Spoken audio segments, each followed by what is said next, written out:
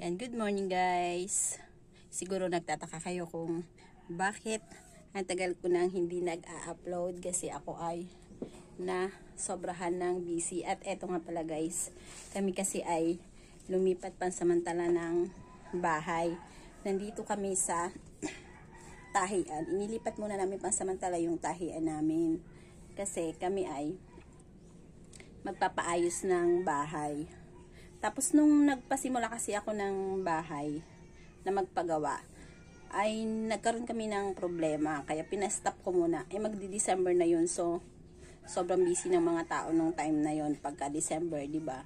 Kaya, pinastop ko muna. At ngayon ko na lang ulit siya papasimulan. Papadating na nga pala yung maggagawa. At ayan guys, ito yung aming bagong nilipatan. Ito yung harapan, oh. Tinakpan. Parang actually tindahan siya dati yata eh. Tapos tinakpan ko muna kasi hindi namin siya natitindahan. Ito yung isang makina. Yan yung makina ko. At ito yung loob niya, oh. Yan. Ilang makina ang kasya?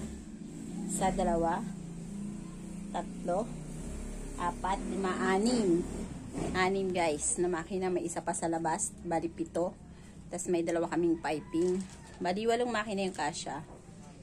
Yan. Tapos meron siyang kwarto. Ito guys yung kwarto. Ito. Yan. Inilipat ko muna yung tulugan namin. Yung double deck. Kasi wala kaming matulugan. Kaya lahat ng makina. Dati kasi nung unang lipat namin dito, doon pa kami sa baba nakatira. Lahat ng makina guys ay nandito sa loob, hati. Lahat to, puro makina. Walang gamit namin. Kasi sa baba pa kami nakatira. Pero nung lumipat na kami sa, lumipat na kami dito sa taas. Yan, pinalabas ko lahat ng makina dito kasi para may tulugan yung mga anak ko kasi nag-aaral yung isa kong anak. Yung panganay yung college, minsan online siya.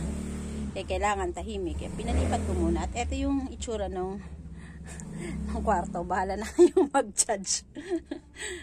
At dahil ang dami kong sinampay, lingguhan ako kung maglawa. Ayan inilabahan ko. Yan. Meron pa sa labas. Hinati ko na lang yung sampay para hindi masyadong madilim dun sa labas. Minsan kasi kapag puno kami, maraming mananahi. Ay dun siya sa, may pumapesa sa labas. At ayan guys. Ayan, sa mga nagtataka kung bakit matagal akong nag-upload. Dahil kasi nga, kami ay lumipat at nabisi ako ng sobra. Ayan yung aming double deck. Diyan nakahiga yung aking panganay. Dito naman kami ng aking bunso. Ayan guys, thank you for watching. Yan muna. Don't forget to like and subscribe. Thank you for watching guys. God bless.